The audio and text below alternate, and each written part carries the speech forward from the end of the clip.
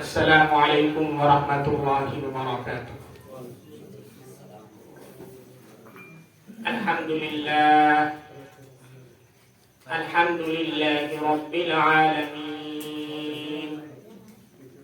والصلاة والسلام على رسوله الكريم وعلى آله وصحبه أجمعين، أما بعد فأعوذ بالله من الشيطان الرجيم، بسم الله الرحمن الرحيم، اقرأ باسم ربك الذي خلق، خلق الإنسان من علق، اقرأ وربك الأكرم، الذي علم بالقلم، علم الإنسان ما لم يعلم، وقال النبي صلى الله عليه وسلم: افتحوا على الصبيان أول كلمة بلا إله إلا الله، ولقنوهم عند الموت لا إله إلا الله، أو كما قال عليه الصلاة والسلام۔ اللہ سے کرے دور تو تعلیم بھی فتنہ، اللہ سے کرے دور تو تعلیم بھی فتنہ، املاک بھی اولاد بھی جاگیر بھی فتنہ، ناحق کے لیے اٹھے تو شمشیر بھی فتنہ، ناحق کے لیے اٹھے تو شمشیر بھی فتنہ، شمشیر ہی کیا نعرے تکبیر بھی فتنہ۔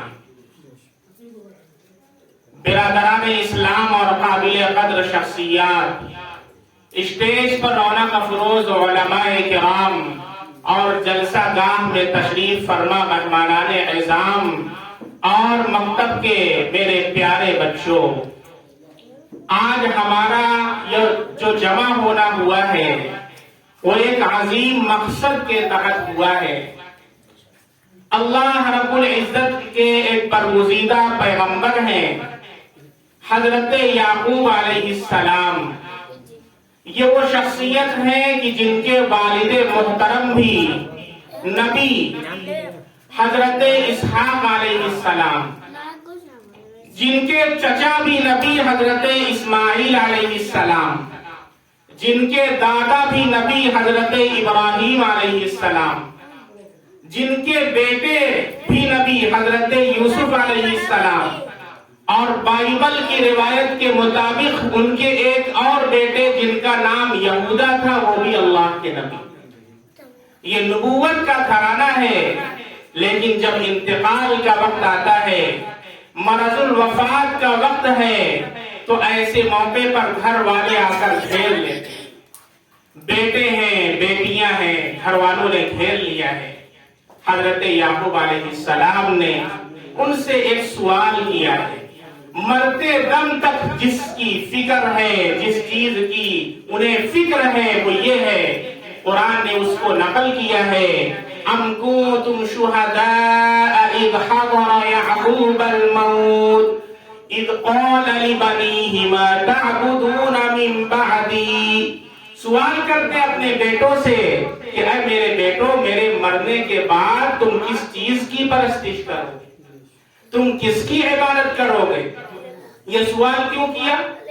اس لیے کہ حضرت یعقوب علیہ السلام مصر کے اندر تھے، اور مصر کے اندر مسلمان اقلیت میں تھے۔ اگر ذرا توجہ فرمائیں گے، زیادہ لمبی گفتگو نہیں ہوگی، تو بالکل وہی سیناریو اور پس منظر ہم اور آپ کا اس ہندوستان کے اندر، اس سے بہت بڑی نصیحت ہمیں انشاءاللہ ملے گی۔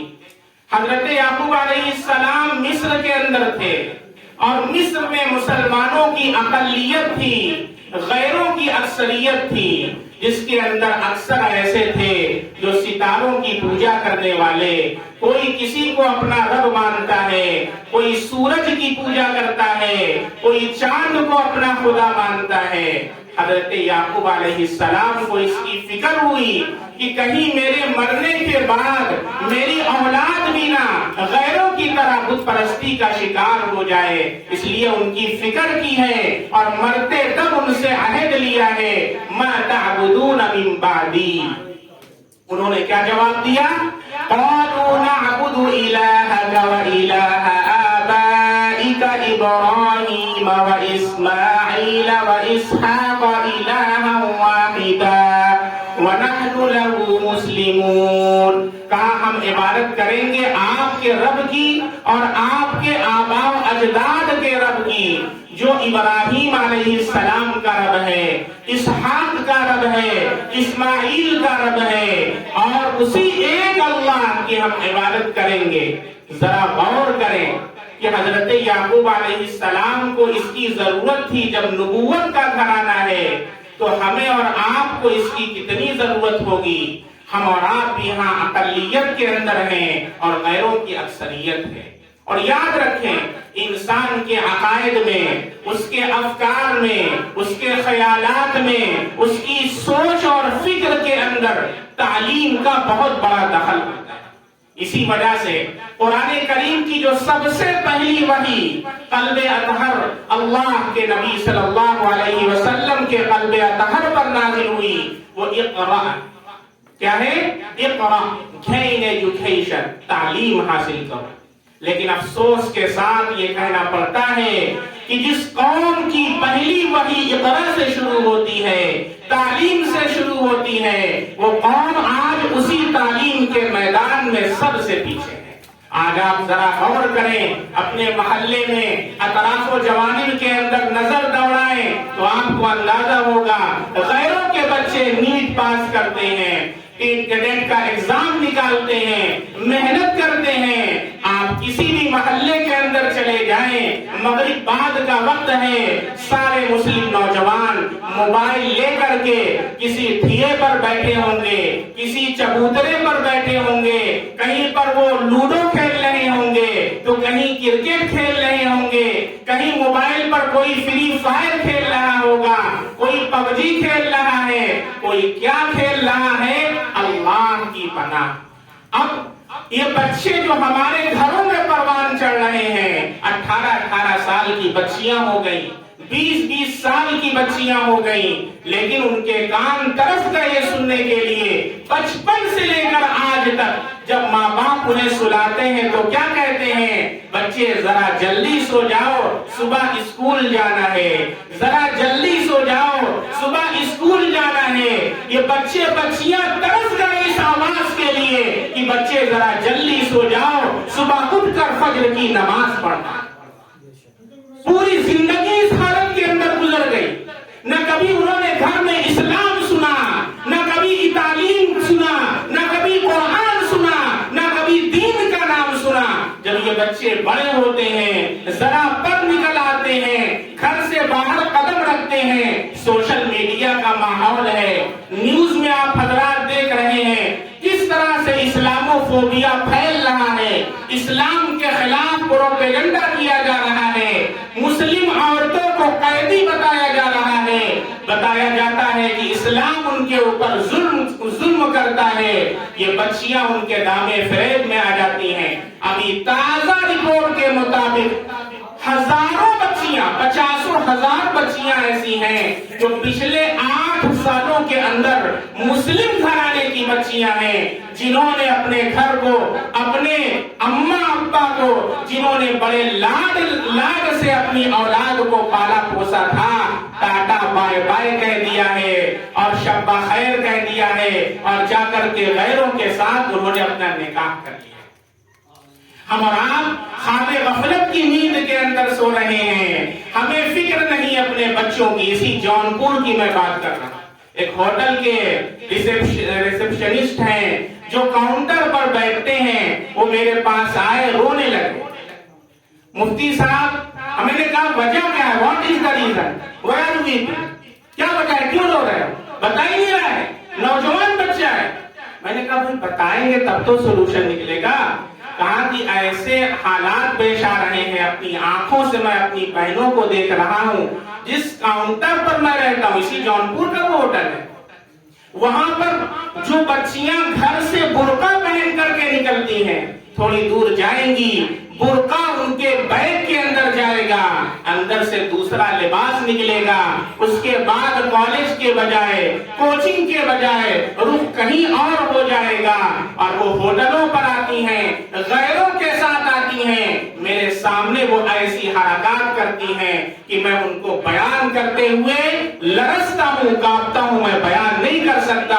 میں نے کہا آپ نے سمجھانے کی کوشش نہیں کی؟ کہا میں نے جب سمجھانے کی کوشش کی تو الٹا مجھے انہوں نے دھمکایا اور یہ کہا کہ اگر آپ کچھ اور کریں گے تو ہم آپ کے خلاف مقدمہ کر دیں گے، یہ ہمارا فریڈم ہے، یہ ہمارا فریڈم ہے، یہ ہماری آزادی ہے، آزادی کے تحت ہم جو چاہیں کر سکتے ہیں۔ یہ حالات ہیں مسلمانوں۔ آج بہت سے لوگ جو اقرا پڑھتے ہیں وہ سوچتے ہیں تعلیم حاصل کرو، لیکن ذرا سا آپ غور کریں، اللہ رب العزت نے صرف یہ نہیں کہا اقرا تعلیم حاصل کرو، بلکہ کیا کہا؟ اقرا بسم ربک الذی خلق۔ تعلیم کو رب کے نام کے ساتھ جوڑا ہے۔ صرف تعلیم کافی نہیں ہے، صرف ایجوکیشن کافی نہیں ہے، وہ تعلیم ہو جس کا کنیکشن، جس کا تعلق اللہ کے ساتھ ہو، جو اسلام کے ساتھ ہو، جو دین کے ساتھ ہو، جو نبی کریم صلی اللہ علیہ وسلم کی شریعت کے ساتھ جڑی ہوئی ہو، اس تعلیم کی ضرورت ہے۔ آپ دیکھتے ہیں جب یہ رشتہ ختم ہو گیا، صرف تعلیم ہی تعلیم رہ گئی، تو یہ تعلیم یہ خدمت کے بجائے یہ پیسہ بنانے کی مشین بن گئی۔ چنانچہ آج جو ڈاکٹر اسی تعلیم کے مراحل سے گزرتے ہوئے ڈاکٹر بنتے ہیں، آج ان کا حال یہ ہے کہ آپریشن بیڈ پر لیٹا کر کے مریضوں کی قیمت طے کی جاتی ہے۔ میں کتنے واقعات آپ کو بتاؤں، باقاعدہ میرے جاننے والے ہیں، ان کی والدہ کا میٹر تھا، بیڈ پر لیٹایا گیا، انتقال ہو گیا ہے، اور اس کے بعد بھی ان سے پیسہ لیا جا رہا ہے، آکسیجن لگا ہوا ہے۔ یہ بھی تو تعلیم ہے، لیکن یہ تعلیم چونکہ اس کا تعلق رب کے ساتھ نہیں ہے، اس کا تعلق دین کے ساتھ نہیں ہے، اس کا تعلق اسلام کے ساتھ نہیں ہے، تو یہ خدمت کے بجائے پیسہ بنانے کی مشین بن جائے گی۔ پھر انسان یہ ذہن لے کر کے فارغ ہو کر کے نکلے گا کہ بس کسی طریقے سے اپنا پیٹ پالنا ہے اور اپنے بال بچوں کا پیٹ پالنا ہے، اور ساری دنیا بھاڑ کے اندر ہے۔ یہ صورتحال اس وقت کی چل رہی ہے میرے محترم بھائی اور دوستو۔ اس لیے آج کے وقت میں ضرورت اس بات کی ہے اسلامک اسکولز کھولے جائیں، ایسے اسکولز ہوں جس کے اندر بچوں کو CBSE پیٹرن پر انگلش میڈیم تعلیم کے ساتھ ساتھ ان کے آخرت کی فکر کی جائے، ان کے دین کی فکر کی جائے، ان کا تعلق رب کے ساتھ جوڑا جائے۔ جو مکاتب کا قیام ہے یہ بھی وقت کی بہت اہم ضرورت ہے۔ ایک موقع پر حضرت مولانا ابو الحسن علی ندوی رحمت اللہ علیہ نے جو مفکر اسلام تھے، حضرت نے لکھا ہے کہ مسلمانوں یہ مکاتب اتنے زیادہ عام ہیں جتنا تم اپنے بچوں کو دوا اور ان کی علاج کرنا ضروری سمجھتے ہو، ان کے کپڑے کو ضروری سمجھتے ہو، اس سے کہیں زیادہ یہ مکاتب اور ان کے دین کی تعلیم اور تربیت کی ضرورت ہے۔ تم ایک وقت کھانا کھاؤ اور ایک وقت کھانا نہ کھاؤ یہ تو برداشت ہے، لیکن مسلمانوں یہ گوارا نہیں ہے کہ ہمارے بچوں کے ایمان کا سودا کر لیا جائے، ان کے ایمان کو خرید لیا جائے اور ان کے ایمان کے بدلے انہیں کانوینٹ کے حوالے کر کے اسے عیسائیت کی تعلیم دی جائے، یہودیت کی تعلیم دی جائے۔ افسوس کے ساتھ کہنا پڑتا ہے ہمارے ملک کے اندر جو نظام تعلیم رائج ہے وہ ایسا نظام بنایا جا رہا ہے کہ جس سے مسلمان بچوں کے ذہنوں کو مشرکانہ ذہن بنا دیا جائے، ان کو مشرکانہ تعلیم سے آراستہ و پیراستہ کیا جائے۔ ابھی میں نے کچھ دنوں پہلے اپنے چینل پر ایک ویڈیو شیئر کی تھی، آپ حضرات اسے ابھی بھی سن سکتے ہیں۔ سارے اس میں مسلمان بچے ہیں، غیر بھی ہیں، باقاعدہ ان کو منتر پڑھایا جا رہا ہے، اور پتہ نہیں کیا کیا اس میں جو سنسکرت کے اندر ویدوں کے اندر لکھا ہوا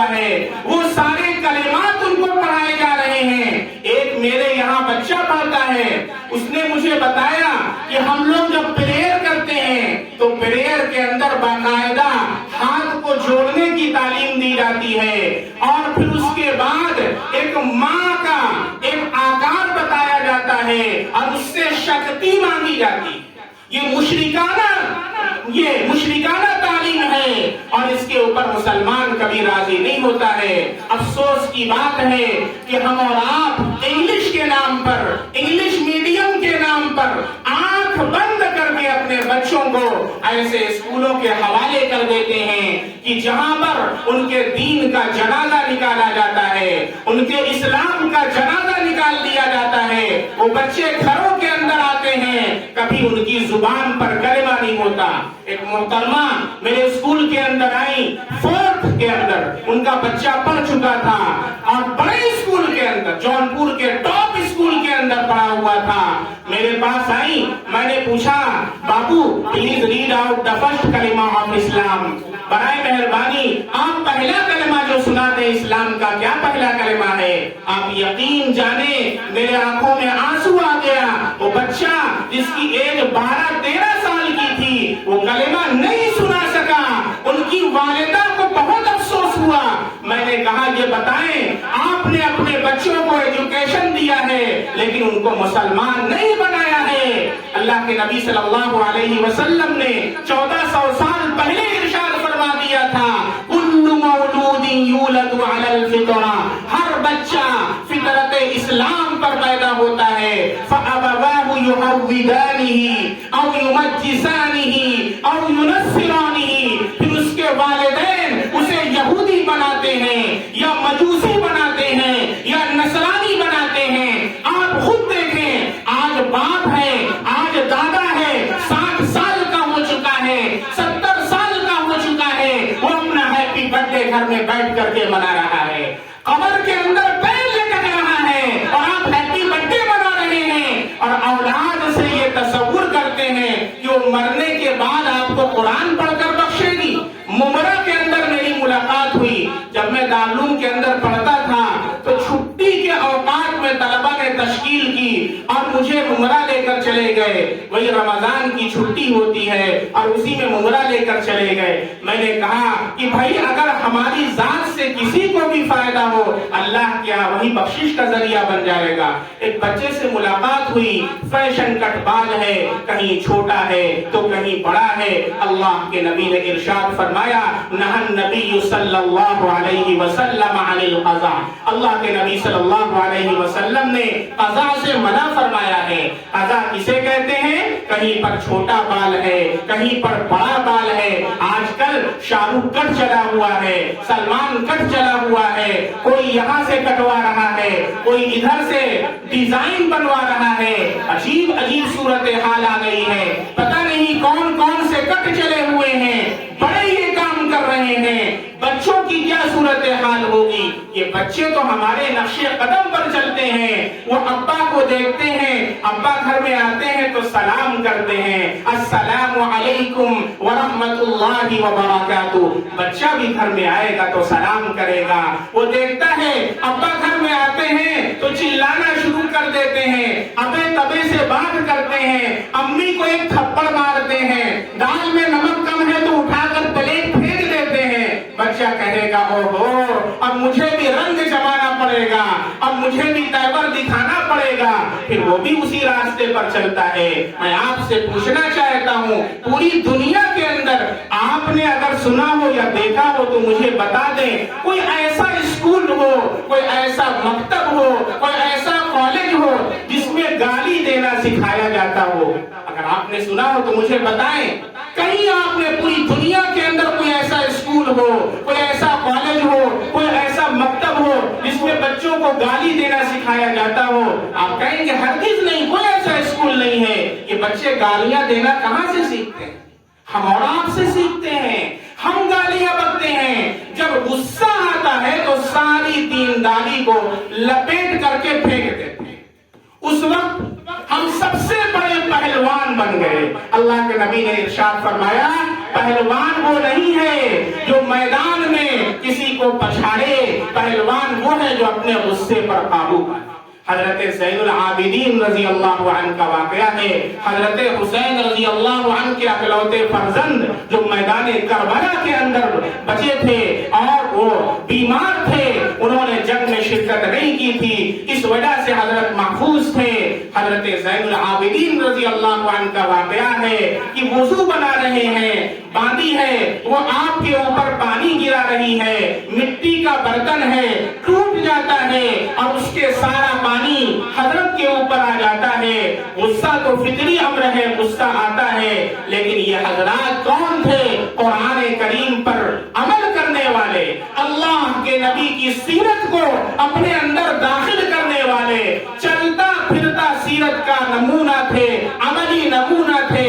بانیہ بھی حافظ قرآن ہوا کرتی تھی, اس نے فوراً قرآن کریم کے چوتھے پارے کی آیت پڑھی جس میں متقین کی صفات کو بیان کیا گیا ہے کہ متقین کون ہوتے ہیں, اللہ سے ڈرنے والے کون سے اللہ کے بندے ہیں. فرمایا والکاظمین الغیظ, وہ بندے جو غصے کو پی جاتے ہیں. فوراً انہوں نے غصے کو پی لیا. کہا کہ یہ متقین کی صفات ہے, اللہ سے ڈرنے والوں کی صفات ہے, اس لیے فوراً غصے کو پی لیا. پھر آگے پڑھا, ابھی آگے اور صفات بھی ہیں. فرمایا والعافین عن الناس, صرف غصے کو نہیں پیتے بلکہ جس کی وجہ سے غصہ آیا اسے معاف کر دے. چنانچہ کہا جا تجھے میں نے معاف کر دیا. پھر کہا آگے تیسری صفت ہے واللہ یحب المحسنین, اللہ احسان کرنے والوں کو محبوب بناتے ہیں. کہا جا میں نے تجھے آزاد کر دیا. یہ صورتحال حضرت زین العابدین رضی اللہ عنہ کی ہے کہ ادھر اگر ہمارے کسی خادم سے, نوکر سے یا اہلیہ سے کبھی چائے کی پیالی ٹوٹ گئی تو اس دن تو ہمارا موڈ بہت خراب رہتا ہے. اللہ کے نبی صلی اللہ علیہ وسلم نے ایک حدیث میں ارشاد فرمایا کہ اگر برتن ٹوٹ جائے تو اپنے غلام باغیوں کو نہ مارو, اس لیے کہ ان کی بھی عمریں ہوتی ہیں جیسا کہ تمہاری عمریں ہوتی. وہ اپنی عمر کو پہنچ گیا اس لیے ٹوٹ گیا, ان کو مارا نہ کرو. آج ہمارے اخلاق کی یہ صورتحال ہے کہ ہم اور آپ فوراً ہاتھ چھوڑنا شروع کر دیتے ہیں, مارنا شروع کر دیتے ہیں. میں سبزی منڈی سے گزر رہا تھا, میں نے ایک مرتبہ اس واقعے کو ذکر کیا ہے. مین مسجد کے سامنے, جمعہ کا دن, مسجد کے سامنے ایک صاحب تھے, ٹوپی ماشاءاللہ, کرتا ہے, پاجامہ ہے, اپنی بچی کو لے کر کے وہ بائک سے جا رہے تھے. ایک آٹو والا تھا, ایک بچہ اتنا بڑا رہا ہوگا جو آٹو چلا رہا تھا. اللہ کے نبی نے ارشاد فرمایا سب سے بہترین جو کمائی ہے وہ ہاتھ کی کمائی, سب سے بہترین حلال اور طیب والی جو کمائی.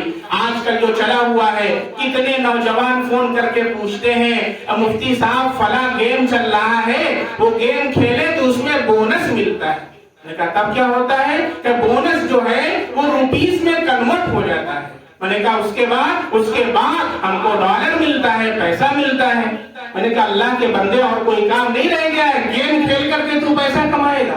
یہ یہودیوں کے افکار ہیں, بالکل ہمیں مشین بنا دیا ہے, کام سے عادی. آج کا نوجوان کام نہیں کرنا چاہتا. بڑے بڑے لوگ یہ شکایت کر رہے ہیں, پی ایچ ڈی ہولڈر ہیں, بڑے لوگوں نے مجھ سے بتایا بچہ پی ایچ ڈی ہولڈر ہے, لاکھوں روپیہ باپ نے خرچ کر دیا, آج اس کی جاب آتی ہے, باپ کہتا ہے جا, کہتا ہے نہیں مجھے تو اپنے گدے پر بیٹھ کر کے حلوہ پوری چاہیے. یہ صورتحال اس وقت مسلمان قوم کی ہے. یہ کام نہیں کرنا چاہتی, یہ ورک نہیں کرنا چاہتی, یہ صرف بیٹھ کر کے کھانا چاہتے ہیں. یاد رکھیں کہ بیٹھ کر کے کھانا, اس کے اندر اور کام کرنے میں بڑا فرق ہوتا ہے. ایک نوجوان جو رکشہ چلا کر کے اپنی خدمت کر رہا ہے, اس کے اوپر مجھے ترس آیا. ذرا سا اس کے رکشے سے غلطی کی وجہ سے میاں صاحب کی بائک میں ذرا سا ٹھوکر لگ گئی.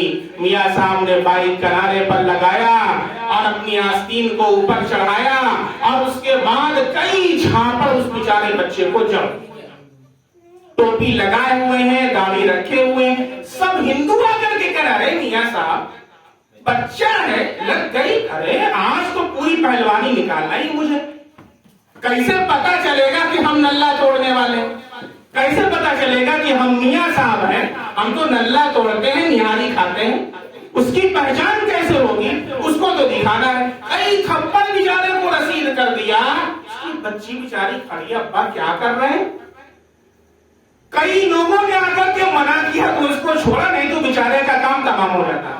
اللہ کی پاک یہ صورتحال ہماری ہے۔ پہلی صف میں ہم نماز پڑھنے والے، کرتا پاجامہ ٹوپی پہننے والے اپنے اخلاق سے اسلام کو بدنام کر رہے ہیں، اسلام کے اوپر کیچڑ اچھال رہے ہیں، ہم غیروں کو مواقع فراہم کر رہے ہیں وہ اسلام کو بدنام کریں، وہ سیرت کے اوپر کردار کشی کریں، اللہ کے نبی صلی اللہ علیہ وسلم کی سیرت کے اوپر کیچڑ اچھالنے کا ذریعہ ہم اورات بنتے ہیں۔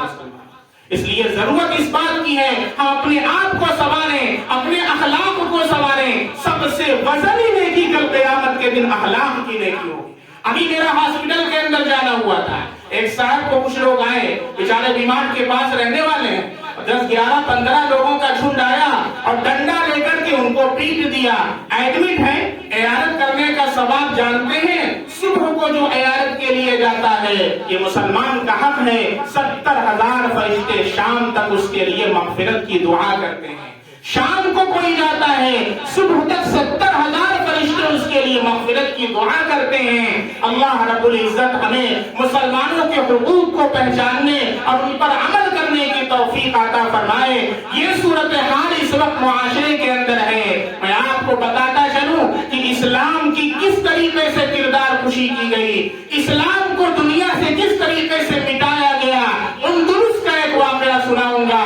ایک اندلس میں وقت تھا جب مسلمانوں کی وہاں پر حکومت تھی، تقریباً 600 سال تک اسلام کا پرچم اپنے پوری آن کے ساتھ، پوری بان اور شان کے ساتھ لہراتا رہا۔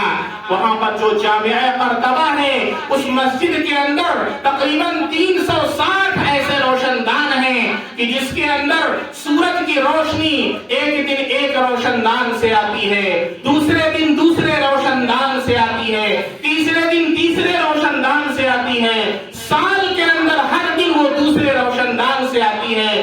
اس خوبصورت طرز پر اس کو تعمیر کیا گیا ہے۔ وہی جامعہ قرطبہ کہ جہاں پر سینکڑوں محدثین نے بیٹھ کر قال اللہ اور قال رسول کا درس دیا ہے، آج وہ صورتحال ہے کہ وقت کے سب سے بڑے مفتی حضرت مفتی تقی عثمانی صاحب دامت برکاتہم، اللہ ان کے سائے کو دائر قائم فرمائے، حضرت کا وہاں پر جانا ہوا۔ حضرت نے لکھا ہے کہ میرا وہاں پر بھی جانا ہوا جہاں پر 6 مہینے کا دن ہوتا ہے، 6 مہینے کی رات ہوتی ہے، وہاں پر بھی جانا ہوا جہاں پر سورج غروب ہوتا ہے اور اس کے بعد فوراً نکلتا ہے۔ ہر جگہ پر میں گیا لیکن مجھے کہیں پر اتنی اجنبیت محسوس نہ ہوئی جتنی جامعہ قرطبہ کے اندر محسوس ہوئی۔ کیا بات ہے بھائی، کیسی اجنبیت محسوس ہوئی؟ میں جب وہاں پر گیا تو وہاں پر دیکھا کہ لوگ مسجدوں کے اندر شراب پی رہے ہیں، گٹار لے کر کے بجا رہے ہیں، جو ستار بجانے والا ہوتا ہے۔ میں نے وہاں پر جو پولیس تھا اس سے اجازت مانگی کہ میں 2 رکعت نماز پڑھنا چاہتا ہوں۔ اس نے کہا کہ رک جائیے، پہلے میں پرمیشن لے لوں، اس کے بعد آپ کو نماز پڑھنے کی اجازت دی جائے گی۔ جب وہ پرمیشن لینے گیا مفتی صاحب نے کہا کہ مجھے معلوم ہے کہ پرمیشن ملے کہ نہ ملے، میں نے جلدی سے 2 رکعت پڑھ لی۔ جب تک وہ آیا تب تک میں 2 رکعت پڑھ چکا تھا۔ جب میں نماز پڑھ رہا تھا لکھتے ہیں کہ لوگ مجھے اتنی اجنبیت بھری نگاہوں سے دیکھ رہے تھے جتنا پوری دنیا میں مجھے کہیں نہیں دیکھا گیا۔ یہ دیکھ رہے تھے کہ آج سالوں کے بعد کون اللہ کا بندہ آیا ہے جو مسجد کے اندر نماز پڑھ رہا ہے۔ یہاں تو لوگ شراب پیتے ہیں، یہاں تو لوگ جوا کھیلتے ہیں، یہاں تو لوگ گٹار بجاتے ہیں، یہاں تو لوگ آ کر کے اپنے کپل کے ساتھ پک لیتے ہیں۔ آج یہاں پر نماز پڑھ رہا ہے۔ یہ وہی جامعہ قرطبہ ہے جہاں محدثین نے حدیث کا درس دیا تھا۔ لیکن میں آپ کو یاد دلا دوں، علامہ اقبال رحمۃ اللہ علیہ جنہیں شاعر مشرق کہا جاتا ہے، حضرت کا جب دورہ ہوا اندلس کا اور وہ وہاں سے واپس آئے، انہوں نے ہندوستان کے مسلمانوں کو ایک مشورہ دیا تھا۔ انہوں نے کہا اے ہندوستان کے مسلمانوں، میں نے بڑے بڑے جگہ کا جائزہ لیا ہے، میں نے اسپین کے خرابات کا جائزہ لیا ہے، لیکن فرانس کے اندر اور قرطبہ پر اور اندلس پر مسلمانوں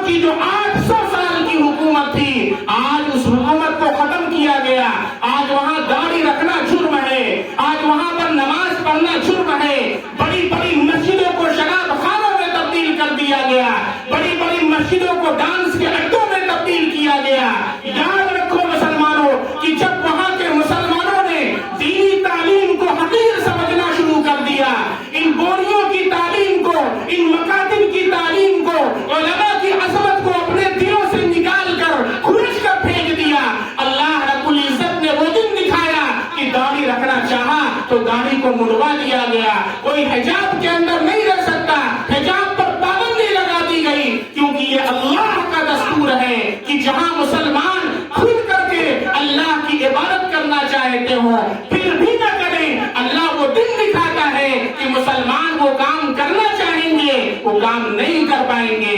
جہاں مسلمان نماز پڑھ سکتے ہوں، نماز پڑھنے کی آزادی حاصل ہو، پھر بھی نماز نہ پڑھیں، اللہ وہ دن دکھائیں گے، نماز پڑھنا چاہیں گے نماز پڑھنے سے روک دیا جائے گا۔ جہاں کی عورتیں پردہ کر سکتی ہوں، کوئی پابندی نہ ہو، پھر بھی پردہ نہ کریں، اللہ وہ دن دکھائیں گے کہ پردے پر پابندی لگائی جائے گی، حجاب پر پابندی لگائی جائے گی، پردہ کرنا چاہیں گی پردہ نہیں کر پائیں گی۔ مسلمانوں یاد رکھیں، علامہ اقبال نے مشورہ دیا، اے ہندوستان کے مسلمانوں، میں نے اسپین کے خرابات کا جائزہ لیا ہے جہاں 800 سال تک اسلام کا پرچم لہراتا رہا، لیکن جب انہوں نے ان بوڑھوں کی تعلیم کو حقیر سمجھا، علماء سے اپنا رشتہ کاٹ لیا، اللہ رب العزت نے مساجد کو شراب خانوں کے اندر تبدیل کیا۔ اس لیے ہندی مسلمانوں، ان بوڑھوں کی تعلیم کو زندہ رکھنا، ورنہ یاد رکھو خاتمہ ہو جائے گا۔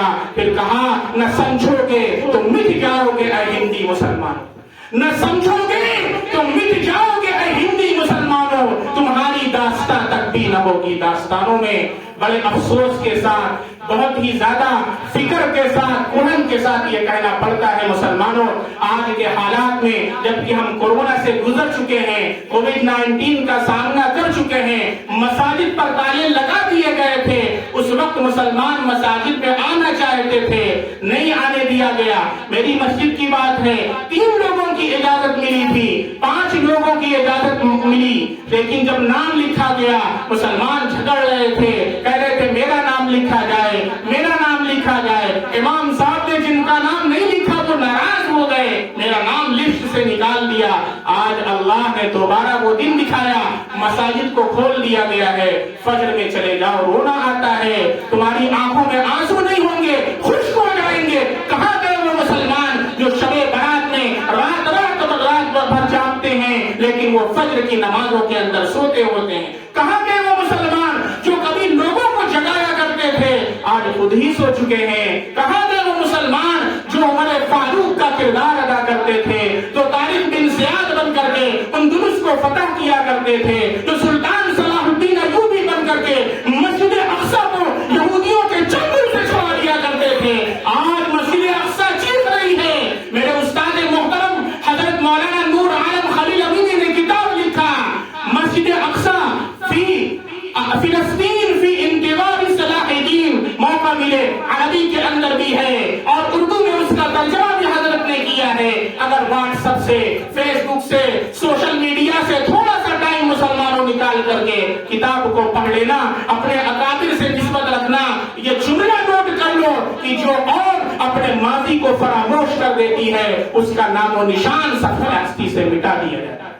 اس لیے اگر زندہ رہنا چاہتے ہو ایمان کا سودا کبھی نہ کرنا، ایمان کا سودا کبھی نہ کرنا، اپنے گھروں کے اندر اپنے بچوں کے ایمان کی فکر کرنا، اپنے معاشرے کے ایمان کی فکر کرنا، اپنے محلے کے ایمان کی فکر کرنا، اور اس عالم کے اندر ایک ایک انسان کے ایمان کی فکر کرنا مسلمانوں ہماری ذمہ داری ہے۔ اللہ کے نبی بیٹھے ہوئے ہیں، یہودی کا جنازہ گزر رہا ہے، آنکھوں سے آنسو گزرتے ہیں، صحابہ کہتے ہیں اللہ کے نبی یہ تو یہودی ہے، آپ کیوں رو رہے ہیں؟ اللہ کے نبی نے فرمایا کہ اس لیے رو رہا ہوں کہ میرے ہوتے ہوئے یہ کافر اور غیر مسلم ہونے کی حالت میں دنیا سے چلا گیا، میں اس پر اپنی دعوت پیش نہ کر سکا، کل اللہ کے سامنے میں کیا جواب دوں گا؟ مسلمانوں یہ صرف مفتی عبد الرحمان کی ذمہ داری نہیں ہے، یہ صرف حافظ احسان کی ذمہ داری نہیں ہے، یہ صرف قادری صاحب کی ذمہ داری نہیں ہے تو یہاں پر مکتب چلاتے ہیں، یہ اس محلے کے ایک شخص کی ذمہ داری ہے، جونپور کے ایک فرد کی ذمہ داری ہے۔ ہم اور آپ ذرا غور کریں، ابھی کرناٹکا کے اندر جو حجاب کا مسئلہ اٹھا تھا اس پر میری تقریباً 1 گھنٹے کی تقریر ہے، باقاعدہ سپریم کورٹ کے سابقہ ججمنٹ کے ساتھ میں نے اس میں ساری چیزوں کا حوالہ دیا ہے، آپ اسے سن لیں۔ باہر گئے جب وہاں پر وہ مسئلہ اٹھا اور مسکان نامی ایک لڑکی نے نعرہ تکبیر اللہ اکبر کی صدا لگائی، اللہ نے اسے پوری دنیا کے اندر پہنچایا، لیکن ایسی بچی بچیاں آج بھی ہیں جو ٹک ٹاک پر ناچتی ہیں. یاد رکھیں صدقہ جاریہ تو آپ نے سنا ہوگا، ایک گناہ جاریہ بھی ہوتا ہے. صدقہ جاریہ تو سنا ہوگا، ایک گناہ جاریہ بھی ہوتا ہے. اب وہ بچی ہے، اس نے یوں کچھ ٹھمکے لگائے اور اس نے ریکارڈ کر کے ڈال دیا اور وہ وائرل ہو گیا. کتنی مسلم بچیاں اس کے نقش قدم پر آ کر کے ٹھمکے لگانے لگی. اللہ کی قسم ان ساروں کا گناہ اس ایک بچی کو بھی جائے گا. اکیلے ان کو تو ملے گا ہی، لیکن جس نے کسی گناہ کو ایجاد کیا ہے، اس کی بنیاد رکھی ہے، اس کے اندر ان سب کا حصہ ہوگا. کیا کبھی ہم نے اپنے بچیوں کو یہ تعلیم دی کہ تمہیں مرنا ہے تو اسلام پر، جینا ہے تو اسلام پر؟ ہم اپنے ایمان کا سودا نہیں کر سکتے ہیں. اللہ رب العزت ہمیں اور آپ کو ایمان کی اور اسلام کی قدر کرنے کی توفیق عطا فرمائے. حالات حاضرہ میں اس کی بڑی سخت ضرورت ہے. اب آپ دیکھیں جب وہ مسئلہ وہاں پر اٹھا تھا، حجاب کا مسئلہ اٹھا، کتنی بچیوں نے امتحان چھوڑ دیا. بہت سے قوم کے رہبر سامنے آئے، کچھ لوگ آئے سوشل میڈیا پر، ہائے بڑے افسوس کی بات ہے، وی آر سوری ٹو سے دیٹ. بس اس کے بعد کیا ہوا؟ ایک ہفتے کے بعد، 2 ہفتے کے بعد، 1 مہینے کے بعد، 2 مہینے کے بعد آل آر سائلنٹ، سب لوگ خاموش.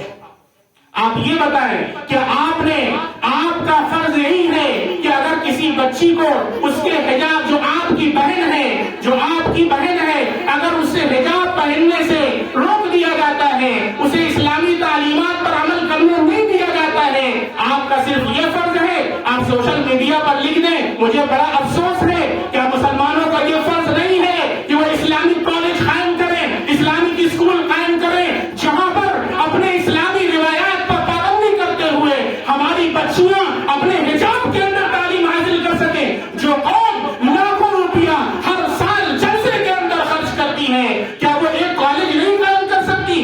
کیا جونپور میں کوئی سامنے آیا، کوئی تنظیم سامنے آئی کہ جو اس بات کا بیڑا اٹھائے کہ میں جونپور کے اندر ایک کالج قائم کروں گا جہاں پر ہماری بچیاں اسلامی اقدار اور روایات کا پاس و لحاظ کرتے ہوئے تعلیم حاصل کر سکیں؟ کوئی نہیں. اس کی ضرورت ہے مسلمانوں. گروپ بنائیے، تنظیم بنائیے، کام کیجیے. وقت کو کام کی ضرورت ہے. کرٹیسائز کرنا، تنقید کرنا تو بہت آسان کام ہے، لیکن کام کرنا، زمین سے جڑ کر کے کام کرنا، یہ وقت کی سب سے اہم ضرورت ہے. اس لیے جو حضرات کام کر رہے ہیں ہم ان کا ساتھ دیں. اگر خود نہیں کر سکتے تو کم سے کم ان کا ہم ساتھ دیں. آمنا و صدقنا کہیں، جہاں تک ہو سکتا ہے ہم ان کی ہیلپ کریں، ان کے ساتھ کوآپریٹ کریں. ماشاءاللہ یہاں پر ایک مکتب چلتا ہے. اللہ کا بڑا کرم ہے، یہ چھوٹے چھوٹے بچے جو آپ کے سامنے بیٹھے ہوئے ہیں، یہی مستقبل کے پیش خیمہ ہیں، یہی مستقبل کے ستارے ہیں، یہی مستقبل کے لیڈر بننے والے ہیں انشاءاللہ.